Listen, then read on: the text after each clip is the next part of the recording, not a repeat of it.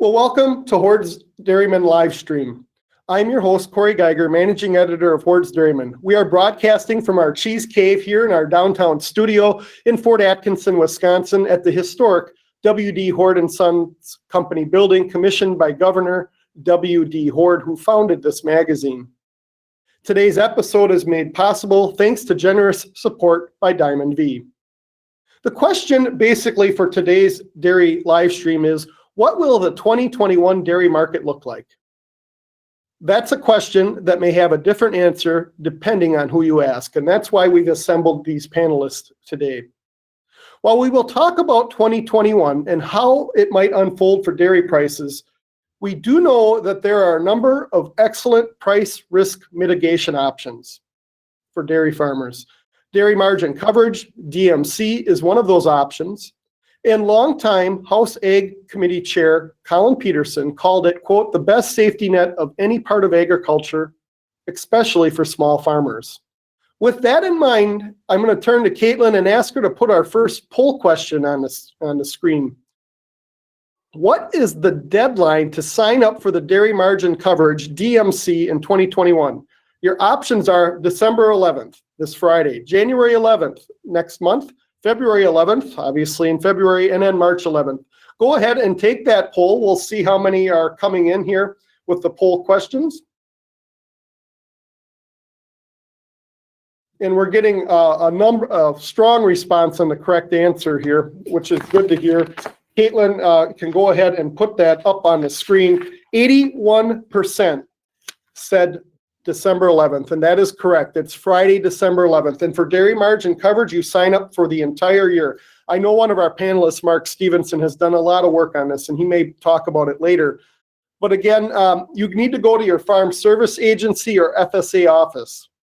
In 2019, 23,000 dairy farmers signed up for protection. But last year, 2020, only 13,000 did. That's roughly 1/3 of the U.S. dairy farmers took this up with USDA last year. And let's look at how the year unfolded. The pandemic settled in, March rolled along, April rolled along, and a number of dairy farmers who passed on this, it's really insurance, passed on that coverage, pleaded to no avail to reopen the program. With that said, give it some good, careful thought. I know National Milk has put in a request to extend the deadline. We don't know that's going to happen or not, so sign up by Friday. And with that, I want to welcome Catherine Durandi, who started her career as an agricultural economist with the Massachusetts Department of Agricultural Resources. For the past 4 years, Catherine has been an economist with Agrimark, a dairy cooperative based in the Northeast region of the United States, which produces the famed Cabot cheese brand. Highly regarded for her insight, Catherine recently was promoted to senior economist by Agrimark and comes to us today as the cooperative is going through their district meetings. Catherine, what questions are in the minds of dairymen and dairy women, and what are they asking you about 2021, and what have you been telling them? Yeah, well, it's been really all questions on what the heck is going on this year, and are you ever going to get a forecast right? It's just been really hard to know what the heck's going on in this world. I think what is really interesting about how this year has played out. Certainly, we started out in a position where I think we all felt like some of the stars were finally aligning, and the pressures we had been seeing for quite some time were starting to be alleviated. We did not expect a 2014 by any stretch of the imagination, but we felt like it was going to be a really solid year. And COVID came and it just wiped us out. We all fell on our butts, and markets were devastated. It was scary. All of my members were very concerned. The forecasts at that point in time were really alarming. But I love that in looking back, we all jumped into survival mode, and we saw that at really every level of the supply chain. We did whatever means possible to make sure that we all had an industry at the end of this mess. And it all started with farmers across the nation, the widespread base excess programs that we saw, and farmers just taking major sacrifices in order to align supply and demand. And it was remarkable. It worked. And that was really the major jumping off point. So And our producers in Agrimark, they have been a part of that sacrifice since the spring. And so that's really in front and center, and we're making sure we thank our farmers for what they have done for us. But we've also had a great deal of support from the government. We've had really solid exports and just a lot to be thankful for this year.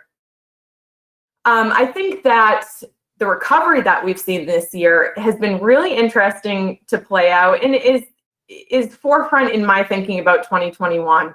One of the big changes that we saw was that there was just this natural shift in demand that occurred, and consumption patterns changed in a way that favored some dairy products more than others. So if we think about how food service evolved this year, sit-down restaurants where a lot of the butter is consumed were just wiped out, hammered. And then on the other hand, we had this QSR and the QSR front, and people ordering pizzas, burgers, burritos, you name it. And so cheese just had a lot of this natural benefit. And then we saw that the government stepped in. And with the food box program, cheese also got the benefit primarily out of that program. And so these demand shifts that we have seen have really created a marketplace that is unique, it's unfamiliar, and in some cases has been a little unintended. We saw that the class 3-4 spread grew to record levels. If we were normally kind of would see that around $1, $1.50 of a spread, at some points this year, we saw $10. So the implications of this marketplace were, we saw negative PPDs, we saw some really rare and significant amounts of depooling across the country. And, the major unintended consequence would be that class 1 mover change. And, all of these have just created a lot of heartburn for my members and really farmers across the country. So I think we have some lessons that we've learned from 2021. And as we look to next year, I think that some of those driving forces that are leading to the class 3-4 spread continue. While we're living in a COVID situation, I think that we see that natural benefit that cheese has continue. But I think that some of the other factors at play, particularly if we think about the government intervention piece, I think those get shaked up a little bit and look a little different in 2021. We've got a new administration. Food box probably isn't the mechanism that they want to use. Maybe we go back to more traditional food support programs.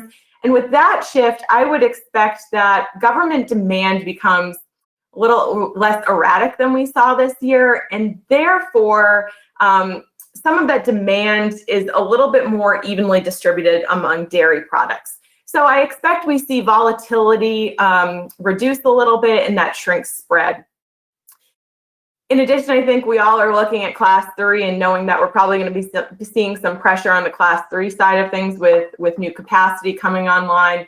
Class 4 is having a heck of a time with butter, trying to gain some steam. But I think by the time we get into the second half, we have, a vaccine getting more and more distributed, warm weather, and food service probably gets a little bit of a boost.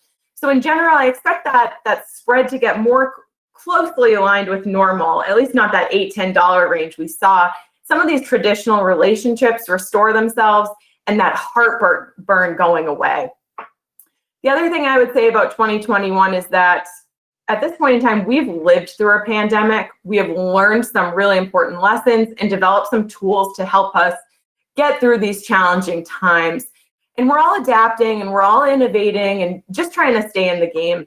So while next year I am certainly not excited about the prices I see on the horizon, I do think that we're entering into a period where some of those drastic ebbs and flows that we saw this year do not take place. I think we dampen those fluctuations quite a bit because we have an ability to react, because we've learned these lessons, because we have these tools.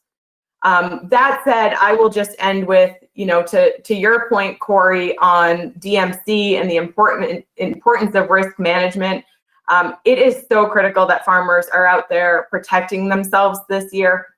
I've been telling my members, please don't hang your hat on the government coming out and being that lifeline that it was this year, at least not to the extent that we saw in 2020. So please protect yourself. Looking at DMC sign up, I'm a little alarmed by the rates that we see right now. They are much lower than I would like them to be. DMC is the easiest option you can do.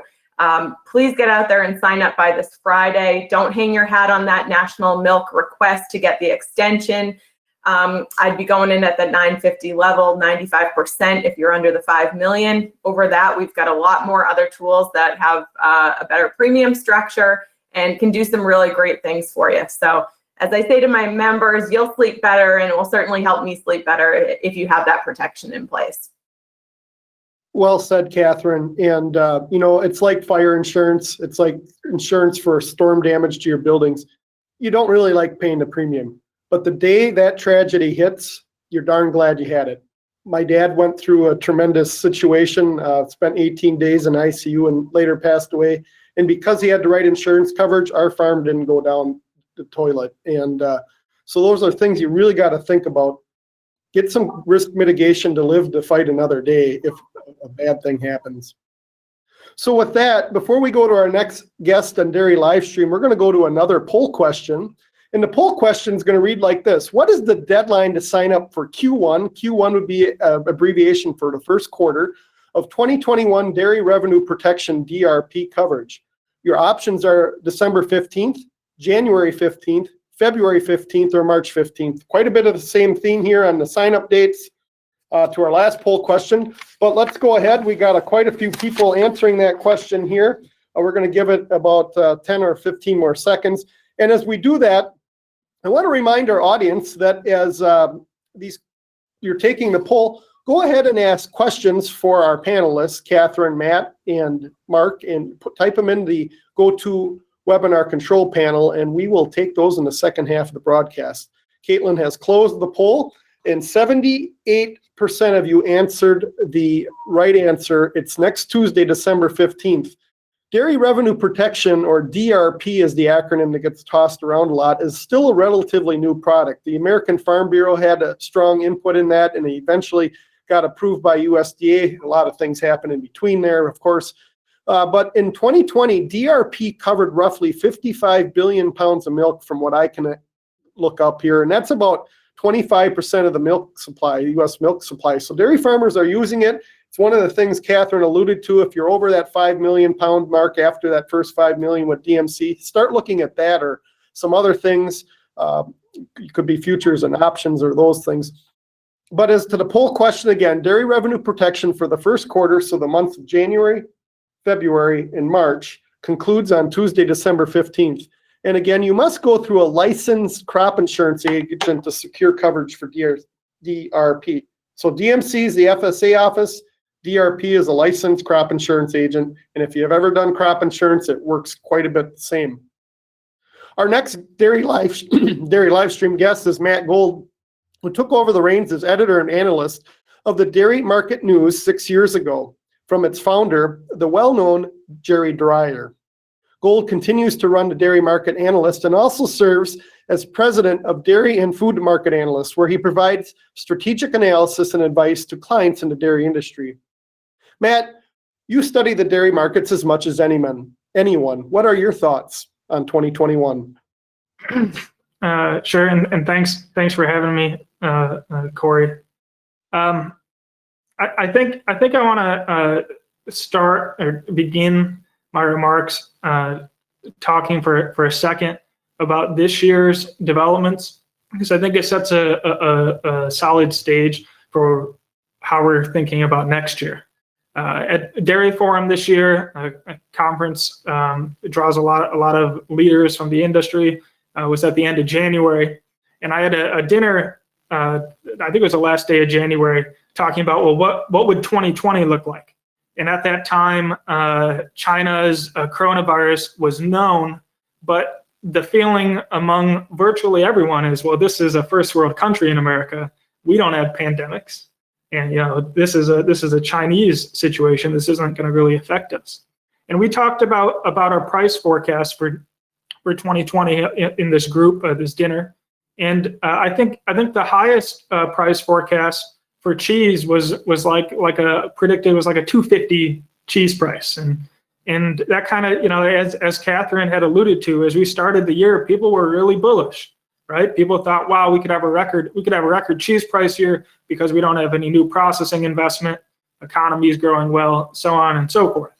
And then at the same time, we talked about milk powder prices, and I think the lowest average price forecast was like $1.40 or $1.50, which would have been, basically nearly twice what our bottom of the non-fat dry milk market was this year. So you had this like extremely bullish tone. This is the end of January. You fast forward 45 days and the entire country is shut down. Sales across dairy, went, not to zero, but it felt like they went to zero. And we had dairy on the front page of the leading newspapers in the country of dumping milk. And man, I don't know that things have ever been as pessimistic as then.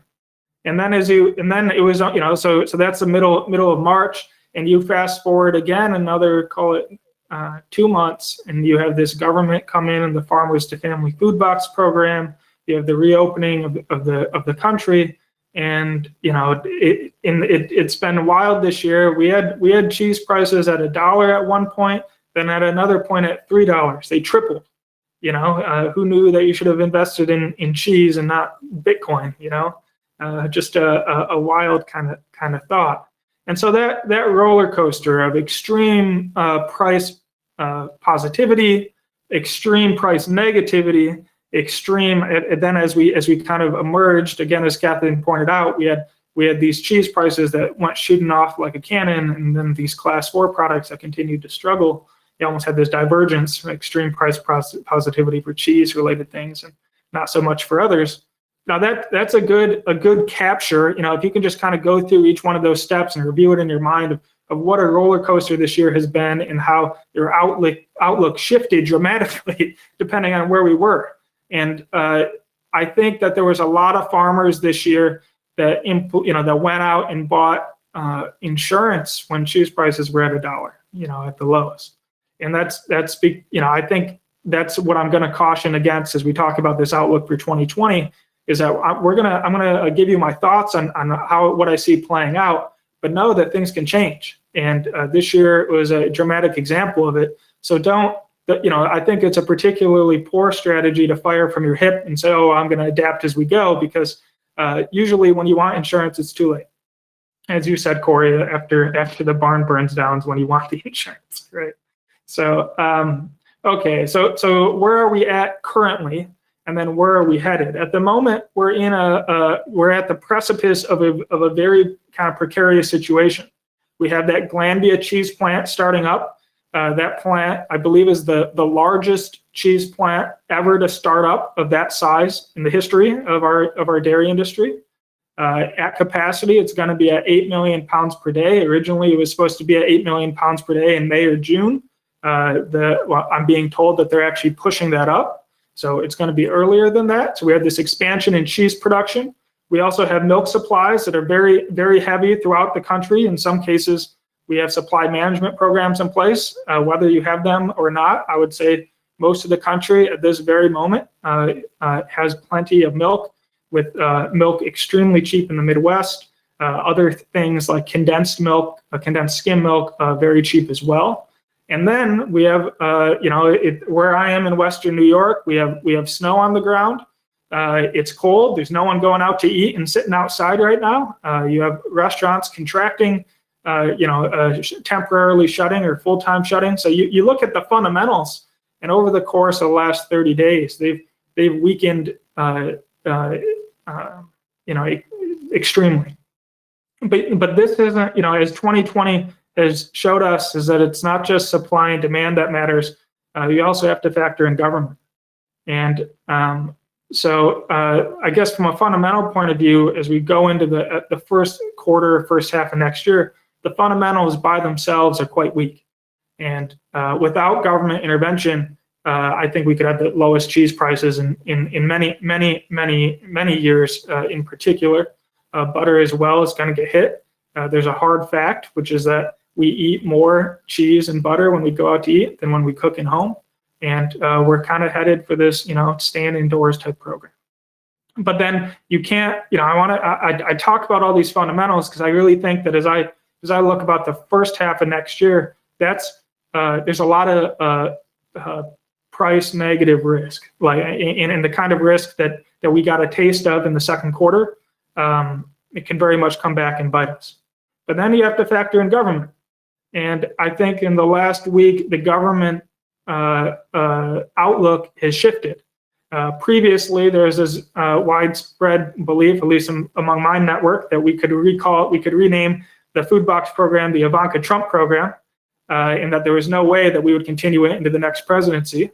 Now that Congress is looking to pass a stimulus bill, they may give the funding to the Trump administration to pass, implement and extend the food box program while they're still there.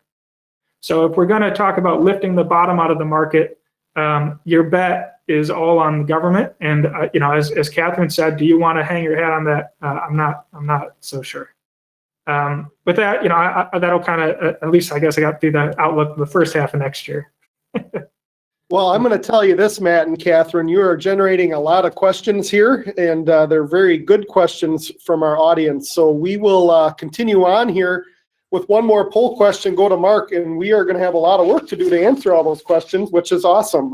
That's great to hear. So Caitlin, our final poll question, and Catherine kind of spoke to this. What advice has been given to dairy farmers for dairy margin coverage DMC? Sign up for the first 2 million pounds of milk at $6.50. Sign up the first 3 million pounds of milk at $7.50. Sign up the first 4 million pounds at $8.50. Or sign up the first 5 million pounds at $9.50. So go ahead and answer that question. I'm impressed with our audience here. We are running at over 90% on the correct answer here.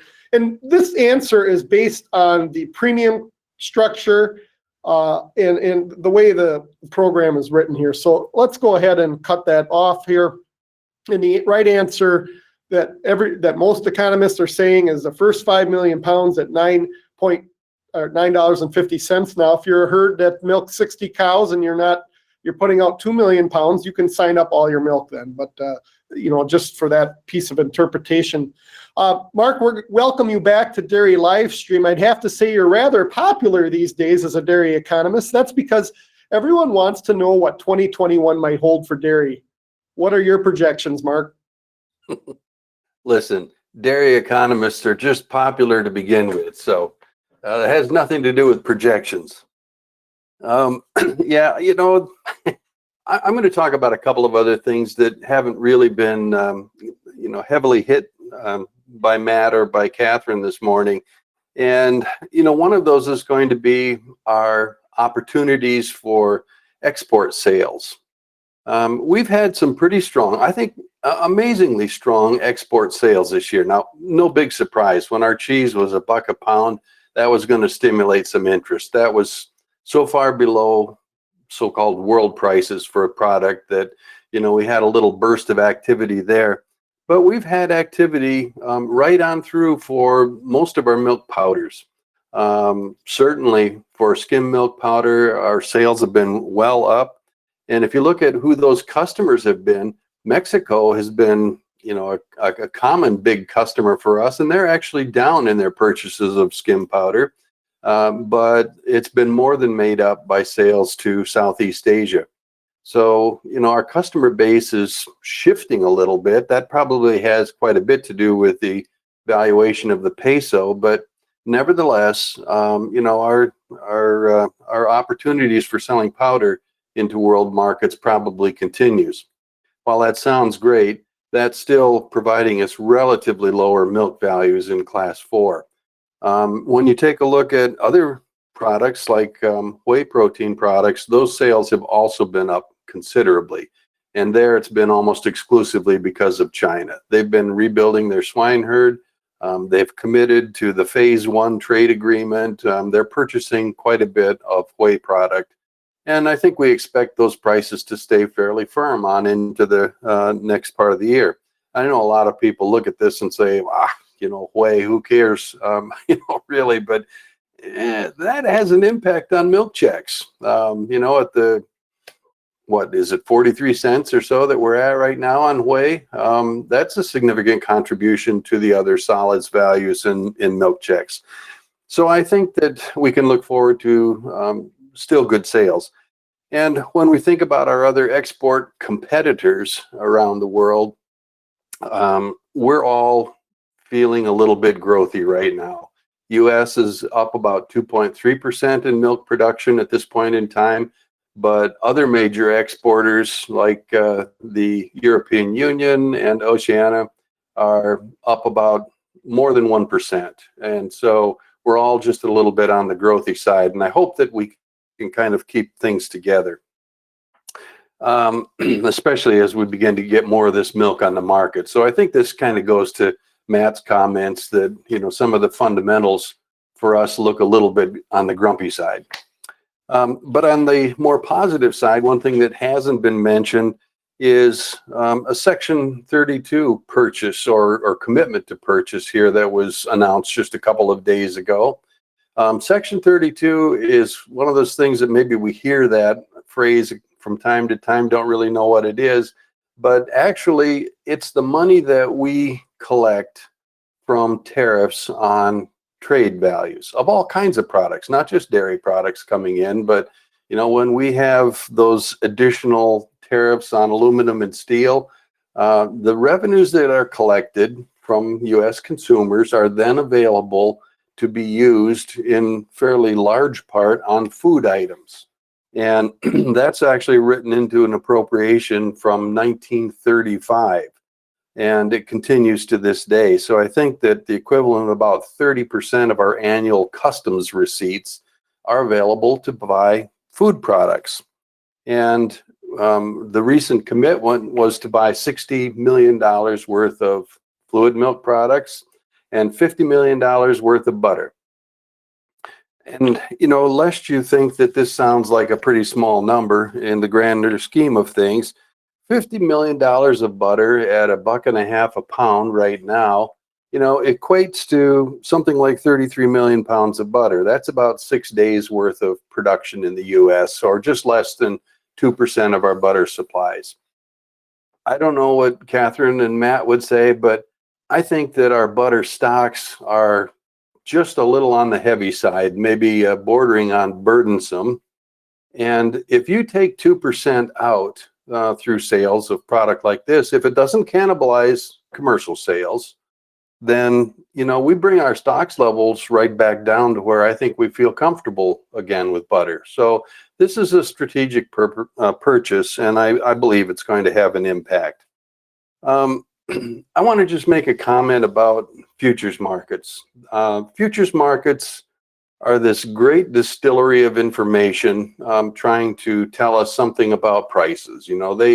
They want to know what's going on in weather patterns in, Oceania, for example, or what about the demand for whey in China? Just all those things get put into there and distilled into these things we call prices. And right now, I think when you look at class 3 and 4 futures markets for the year out, it's surprisingly flat.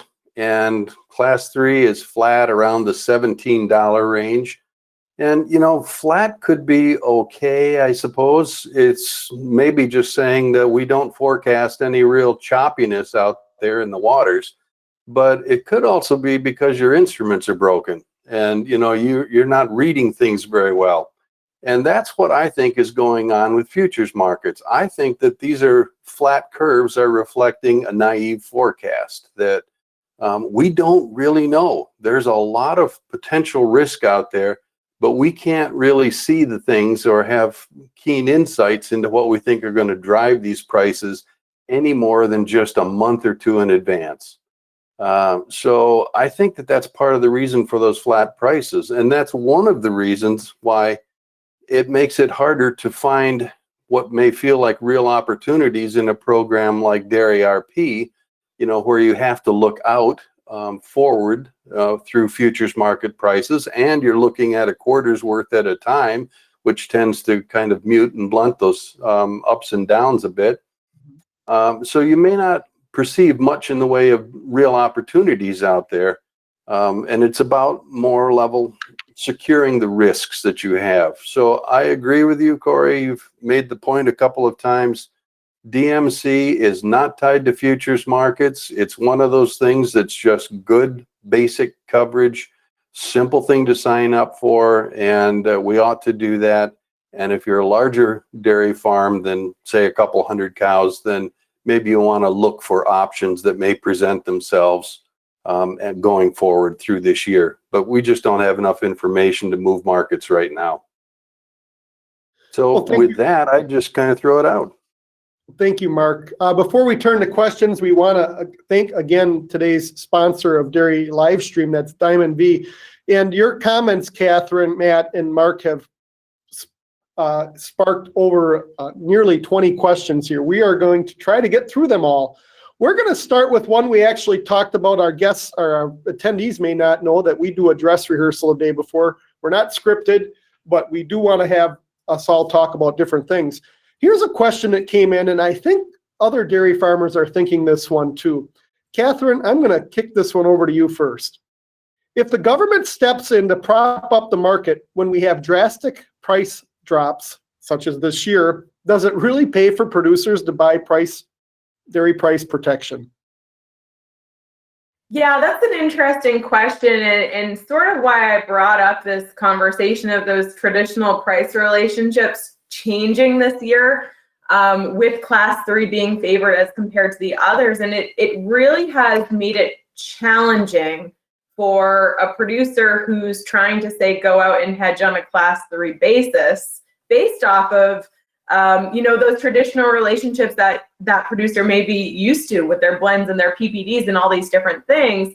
And when those relationships go a little bit backwards, that decision that you made may not have been the decision you would have made if, in hindsight. So that is a major challenge. And one of the reasons why I think this year, some of that volatility going away and us getting back to a more normal situation should make risk management a little bit more appetizing for this year.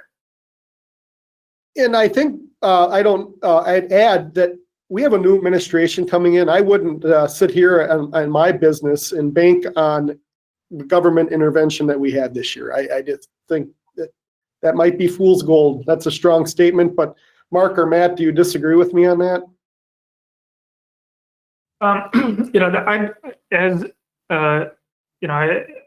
As I was listening to Catherine, I was thinking, is there a way that we can try and frame this up in a way that's less subjective and maybe like, more quantitative type of, is there some way we can model this, type of thinking?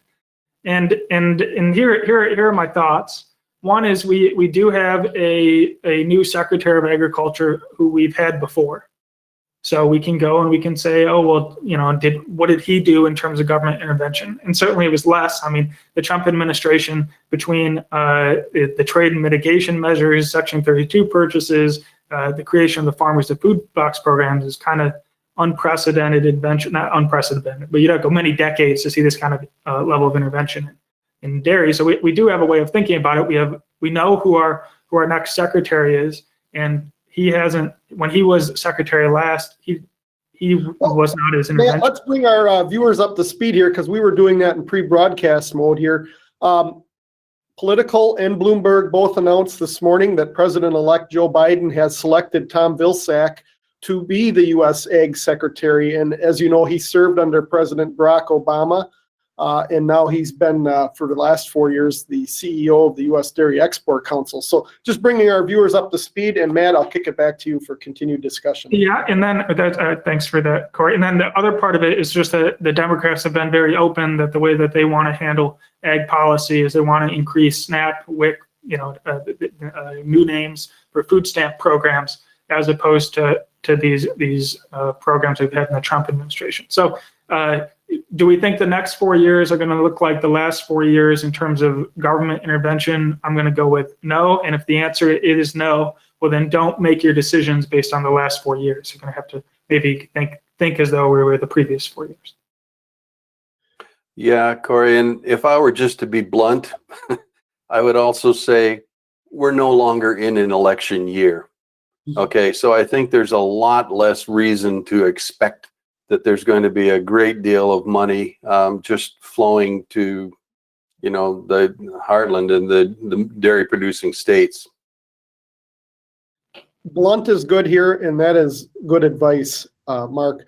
I think the second part of the question here that was shared on USDA Secretary nominee Tom Vilsack, I think would be his correct title to this morning here. What would his impact, having worked for U.S. dairy producers, mean now and this time around? I'll start with that real briefly. Anytime someone knows a lot more about your industry or your business, that has to bode well. Any thoughts about Mr. Vilsack, Secretary Vilsack, rejoining the administration from anyone here? Well, Secretary Vilsack was not unfriendly to dairy in his previous round, and he has spent the past 4 years working for the dairy industry, and I think has probably learned even more than he knew during his tenure as Secretary of Agriculture before. So I think that this isn't a bad thing for dairy. I think it'd be altogether fair, and I've been quite impressed with Secretary Vilsack. And I would just add, I agree with those comments, Mark, and and yours, Corey, that he has an understanding and an appreciation of our industry that is, something you can't take for granted. And his understanding of trade and trade tensions is going to be another really important, piece of his resume as we get into a new administration, with a different feel for trade. So that's going to be really important for us in the next 4 years. And those of you want to hear some of Secretary Vilsack's thoughts on dairy and dairy exports can go back to our May 13th, 2020 dairy live stream, where Secretary Vilsack fielded a great deal of questions back in May and really had a lot of insight there. We're going to go to a pay question here. It comes from a dairy woman here. What is projected to pay more, butter, fat, or protein prices? And it's interesting. We're talking about, I'm on the Council of Dairy Cattle Breeding. We're going to be talking about what should be the value in a genetic index for protein and what should it be for butter fat. And lately, they've been race cars. Butter had its little run for 4 years. Now protein's in the lead. I think the price for pounds of protein pushed the $5.50 mark here again in the last paid milk checks in the federal order system. Butter was about $1.50 roundish. But what do you see moving forward in the coming year? And if I'm off on my memory of those prices, certainly correct me. Why don't we start with Mark on that one? Well, you're right in your memory, Corey, that the previous 4 years, not including 2019, we had butterfat as the star. It was making up approximately 2/3 of the milk check for producers that were paid on a component basis. And then we had the big switch here over 2019 and certainly 2020, where now you've got protein being 2/3 of the milk check and, butter most of the other third. And I think that what we're going to see is these things come back together a good bit more, but it's likely that protein is going to continue to drive it unless butter prices go crazy. I don't expect that to happen, but they're certainly going to come back closer together, maybe in the 50-50 range.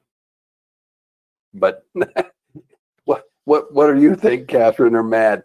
Yeah, I have protein being leading the pack for next year to the tune of 280, 290 for an average for the year, and butterfat just shy of that $2 mark. So I'm in line with you on that, Mark.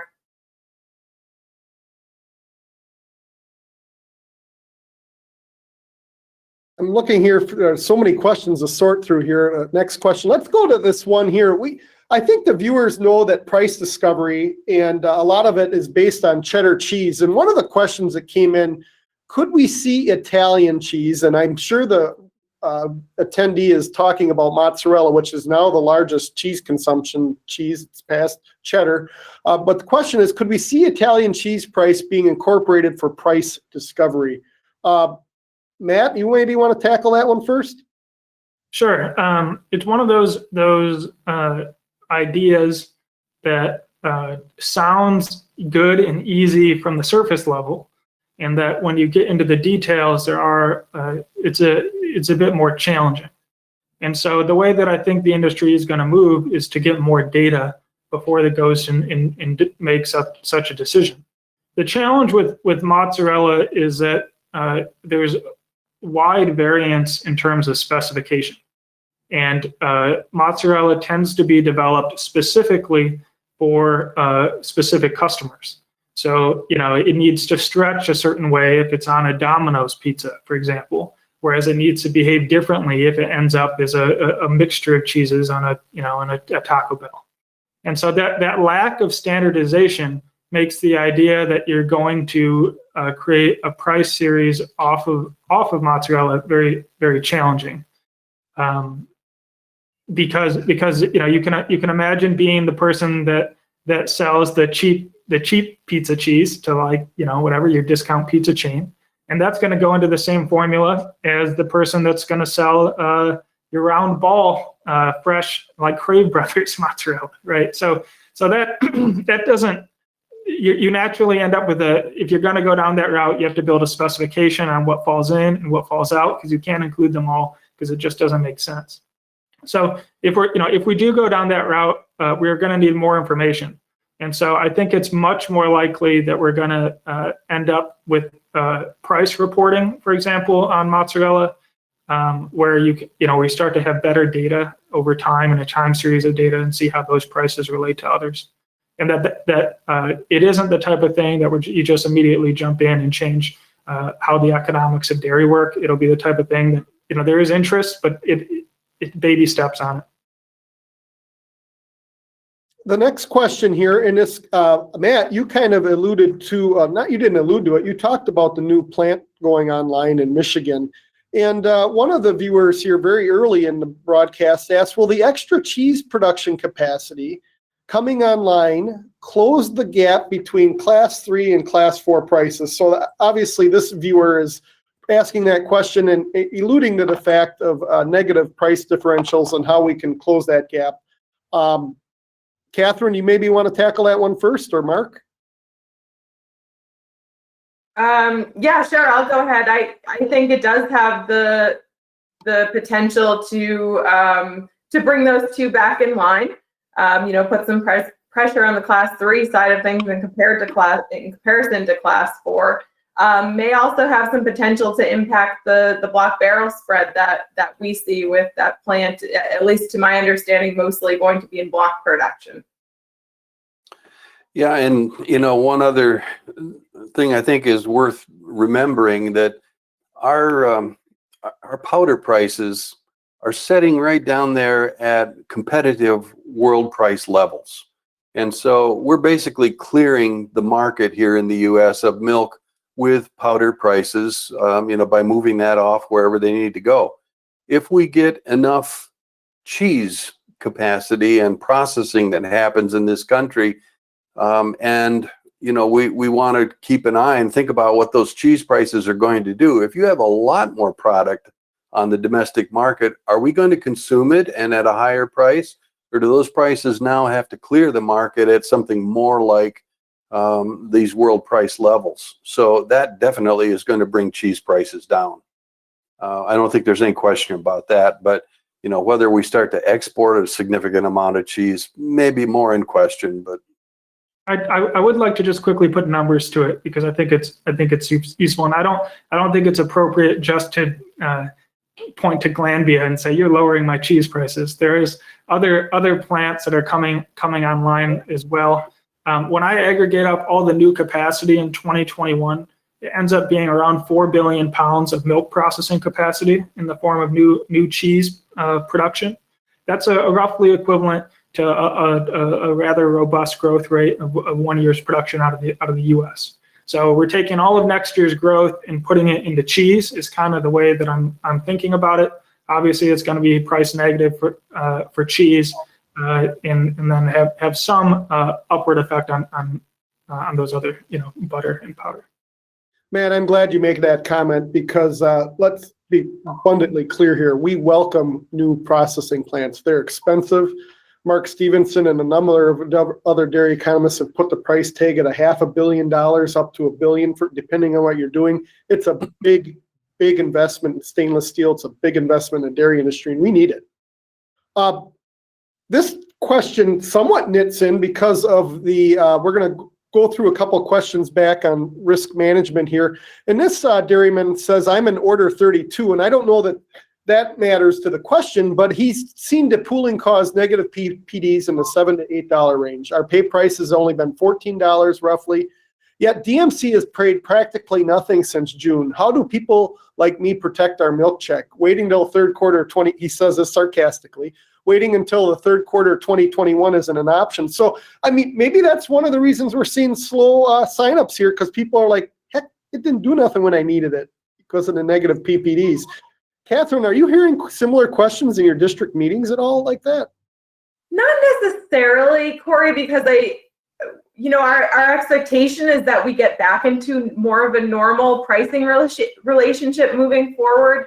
And that, that really hinges upon what does demand look like? How bad does COVID get? And, what is the extent of government intervention that is really required to get out there and feed consumers and all these different things. But, I think if we kind of continue along the status quo period and we assume that food box doesn't continue much far beyond December or January, I really don't think that we see this negative PPD issue continue to be such a long-term problem. And therefore, I think that these traditional risk management tools and the way that they're set up operate better for farmers this year than they did in this past year.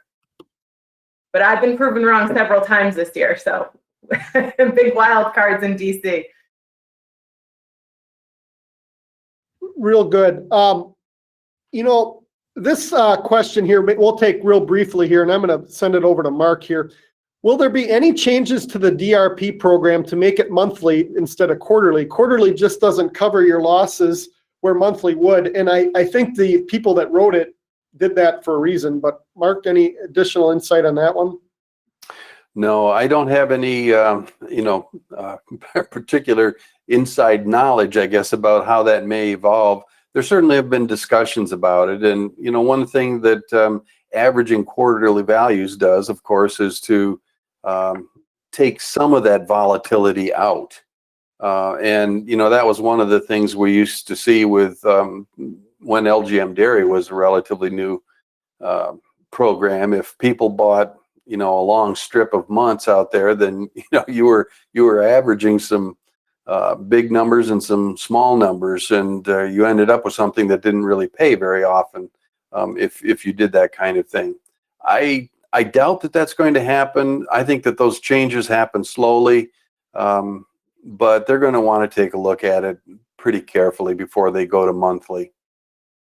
So we're going to go to speed round here. We still got questions pouring in here, and that's really why we designed Dairy Livestream like this. So, Matt, I'm going to give you this first question. It's very detailed here. In your opinion, what is primarily contributing to the large discount in the price which the U.S. has to sell in dry milk exports versus its competitors? This seemingly contributes to some of the class 3-4 spread and will continue into 2021. Now, we sell a lot more dry powder on the export market than we do cheese. It's ginormous spread. But Matt, insights onto that one. Yeah, thanks, Corey. To your point, we export more than half of our cheese, more than half of our milk powder and whey production compared to typically 6% or less of our cheese production. I'm gonna just talk specifically about milk powder. The way that milk powder works is that if we sell our milk powder to Mexico, there's no tariff, so you can kind of think of Mexico as southern Texas, where we're very competitive. If instead we have to go and we're going to try and sell that milk powder to China, well, lots of other countries have tariff advantages over us, and so we have to discount our powder just to be able to compete. So if there's one primary factor, there are other secondary and tertiary factors, but that's the primary one, is that you have to have trade agreements in place that make it so you can go head to head. And in absence of that, you're going to have to discount in order for the customer to be price neutral on which one it picks. Thank you. Catherine, next question. Obviously, the depooling is different by order and region of the country. So this question specifically for you and was directed to you by this attendee. Catherine, what do the tougher standards for depooling in the Northeast order feed into this PPD situation? So talk a little bit about what's going on in your region, basically, on that. Sure. So I think of depooling in Federal Order 1, Federal Order 1 really being, I call it the poster child for depooling if you're thinking about it from a producer standpoint. And that's because, each order has their own specific rules governing depooling. And in our order, they're very strict, and the penalties associated with depooling are so harsh that really the only time there is an advantage for a processor to take advantage of these rules is if the conditions are just right and they happen to fall in the month of June. And they did this year. And so we saw a great amount of depooling happening in Federal Order 1. But because of that penalty structure, even though the conditions were right to continue depooling, and we saw it throughout the country, in our little order, everything stopped. And we won't see depooling for the remainder of the year. So, to tie that into the question about PPDs, that certainly, that can play into it. But the impacts in Federal Order 1 in terms of PPDs have been not in regards to depooling, at least outside of the month of June. I'm going to take the next two questions. I'm just going to read them off because I think they're quick answers. But if any of our panelists have insight on it, just raise your hand and go. First question is, considering the high prices seen for grains, what are the chances the government will help weighted heavier toward dairy, assuming the expectations of lower prices in 2021? I think what our panelists have said as to that question, we may not see a lot of government intervention here. And so I don't think you should look at any of these risk mitigation changing the prices for feed. They are what they are in the formulas. And I don't know that you're going to see more help for dairy if soybeans or corn would move higher. Any disagreement on that one? Okay. The next question here is, and this one some of our panelists might want to chime in on. We got about 8 minutes and a ton of questions here yet. With the dairy margin coverage program so beneficial for smaller farmers and very large farms having the lowest cost of production, are we going to hollow out the middle tier of producers? I don't know about that. It's beneficial if you're under 200 cows for DMC. Obviously, we highlighted that. But there's other programs that work well too. And the puts and options also are opportunities. Mark, I would ask that you chime in on that one. No, you're exactly right about that, Corey. DMC, I think, is a great program. And to go back to your previous question just briefly, it is a question it is a program that functions off of margin. So if feed prices do go high, that's another reason to think about, triggering more payments under the program this year. Likewise, dairy RP can work well if you've got milk prices that are fluctuating quite a lot and you get a chance to grab some higher ones. But under a year when you've got the feed prices potentially moving around a fair amount, if it hasn't all been built in already, then you might want to look at LGM dairy and think about margin opportunities there. So keep that in mind, at least as another program. Corey, I'd like to, I know I'm not supposed to because it's part, I'd like to disagree real quick because I do want to point out a trend, which is one that, DMC is built to favor farms call it less than 200 cows. The latest government intervention that we got this year, that they maxed out, depending on the dairy, but say around 1,000 cows. And so there is certainly a trend that if these super large dairies are not getting favored in the programs. So, I do think it's at least worth recognizing that trend exists. Yeah. Well stated, Matt. Well stated. I'm glad you jumped in.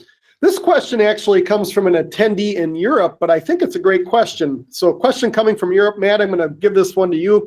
American farmers are not used to government interventions on the market, and this year it created additional demand in order for prices not to crash. And production growth was still strong in 2020, but how much of this is going to cause a problem for farmers in the next few months parentheses, for milk price and production. Once government purchase stops and milk demand is still on hold, even if there's a vaccine out there and people haven't gotten it yet? That's a loaded question, but I think it's a darn good one. Yeah, it's a question that I get from a lot of producers in the U.S. where they're saying, this is just going to cause a hangover for us later. And what I say, and this is different compared to say 10 years ago, because I think our marketplace is different, is that our industry isn't just trying to compete amongst itself. You're also trying to compete with New Zealand and with the person who asked the question in Europe. So when you have these government interventions that keep our industry out of the ditch, that it helps us build and grow and keep the infrastructure to remain and become increasingly competitive internationally. So while there certainly is a hangover from I understand that perspective, it's also important to see it as well. It was a little bit of an edge that the government gave us this year. Catherine, you're going to get the next question. Do advanced prices still have a practical purpose? Could the class pricing system be reformed to remove it? So before you answer that, tell the audience that may not know what advanced prices are, what they are, and then you go ahead and answer the question, do they still have a practical purpose? Sure. So if you think about when the federal order announces prices, class 1 prices announced prior to the month, and class 3 and 4 after the month. And that kind of goes back to the perishability of fluid milk and the need to have a price for that product before you sell it to your retailer. That discrepancy in pricing is one of the primary drivers of why we get negative PPDs. So if we see a class 3 price spike, and it happens to spike right in the middle of the month, that means the class 3 price announced after the month is going to pick up on that gain, whereas the class 1 price would not have picked up on that because it was announced prior to the month. And that reverses your blend PPD relationship, and that's when you get negative PPDs. And so, it's a natural question of if we were to address that timing and put the announced prices all in the same timing, would that alleviate the problem? It certainly would to an extent. But, hey, I'm sitting from Agrimark Cabot being a class 3-4 person, so I certainly have a different perspective and who we're selling our product to than someone who's, selling fluid milk. So I don't think I can speak for, the reasons necessarily why we would want to retain that advanced pricing. Well, we got 3 minutes before the top of the hour. I'm going to ask a question. I'm going to give it to somebody, 30 seconds response on these. We're going to go to Dr. Stevenson first. Continued massive deficit spending will lead to continuing or even accelerating dollar value decline. Won't this potentially create very attractive conditions for dairy exports? Mark, 30 seconds. Potentially, but I won't really buy into that. I'm not going to say yes. It could, but I don't think it will. And the reason is that other countries are also having problems. And when the world is looking for a stable place to invest, they still look at the U.S. and say, it's a good place to park our currency. Let's put it in U.S. dollars. Matt, 30 seconds. Butter cold storage question. The big issue this year has been bulk butter inventories. Retail butter has been barely able to keep up, and Section 32 calls for print butter. Is there enough capacity to convert bulk to retail/print butter? So there is a little bit of a debate trying to get USDA to change that to be bulk and not be print. The purchase period is 12 months. I think that over a 12-month period, we have the capacity to do that, especially considering the second half of the year. Hopefully we're rolling out of this pandemic. Catherine, the question is, I'm going to ask you the question and I'm going to give you the lead up by this dairyman. The question is, has this led to a soured perspective toward market hedging by many producers in the US? So his comment is, Tier 1 DMC looks like a no-brainer. And that's that 950 up to 5 million. But the price for DRP, dairy revenue protection coverage, has skyrocketed with the market volatility, and producers that did have a good class 3 base coverage saw the government prop up the market and they had to give a bunch of it back via negative PPDs. The question then is, has this led to soured perspective of market hedging by some producers? Yeah, we kind of talked about this a little bit earlier. And certainly this has contributed to the heartburn and just makes the risk management decisions very difficult to try to swallow, even, especially if you're a producer, you know, in the Northeast. We have not adopted risk management tools the way we have seen in other areas. So if you kind of pair that, you know, gut reaction to risk management programs and pair that with this incredible volatility and that some of these programs didn't work necessarily this year because of those conditions, it does make it really hard to adapt to that. But I'll say it again, I think there are a lot of indicators out there that point to 2021 looking like a much more normalized year in terms of what those relationships are, and therefore the reliability of these programs and getting back to a situation where they work the way they were intended to. Well, we are at the top of the hour here, and I'd like to thank our panelists, Catherine, Matt, and Mark, for being on our dairy live stream today, sponsored by Diamond V. We appreciate their generous sponsorship. We will continue Dairy Livestream with a conversation in the new year on January 6, 2021 at 11 a.m. Central Standard Time. And until then, I wish everyone a Merry Christmas, a Happy Hanukkah, a Happy New Year. And again, thank you for joining Dairy Livestream. Have a great day.